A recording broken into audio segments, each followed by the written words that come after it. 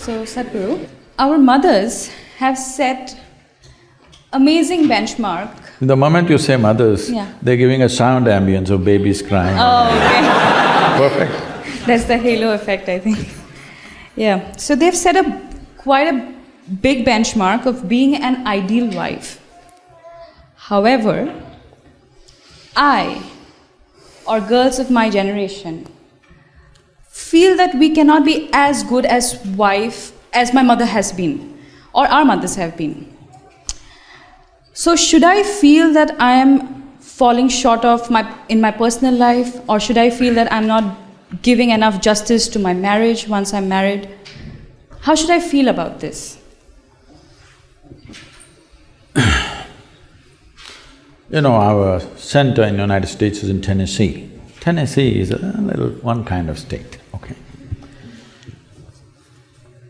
Mary Makowski, that's not Romanian, right? No. Mary Makowski got married.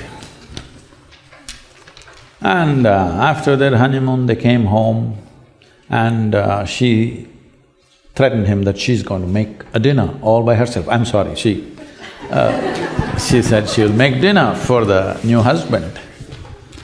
And husband came home from work and she served the dinner and he put it in his mouth and slowly he was chewing on it and went into profound thought. Then she was very excited about this dinner and she said, there are only two things my mother taught me how to cook, the meatloaf and the apple pie. Then he looked at her and said, darling, which one is this? So, your mother, your grandmother, how they made good wives? Largely it was believed the way to a man's heart is through his stomach. Today your husband will call Uber Eats and whatever, Quick Picks and this and that and Swiggies and whatever, all right? So, you can't make a good wife based on how your grandmother became a good wife. You can't become a good wife based on how your mother became a good wife.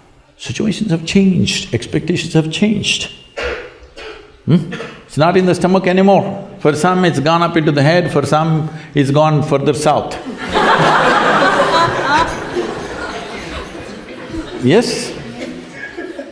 So, you don't do that. Essentially, what a husband and wife means is, because you're not geared, most people are not geared, very few people in this world are geared to make this journey of life all by themselves. They're organized enough within themselves totally. They never feel anything missing in their life because they've made themselves like that. But most people need somebody else to lean on. Either emotionally, psychologically, there are needs in a human being, physical needs, psychological needs, emotional needs, maybe social needs, economic needs, variety of needs. To fulfill these needs, you want to find one person that you can depend on. Because it's very difficult even to find one person with whom you can share everything that you have, your body, mind, emotion and works. So this is the idea.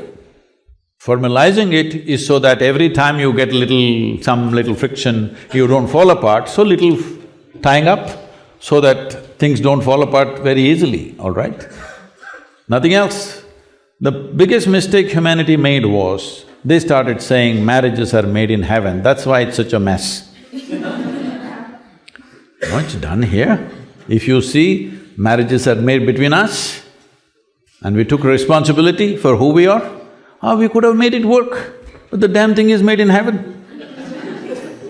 Not suitable here, it's because it's alien stuff. Everything is a mess because you think it's made elsewhere by somebody else.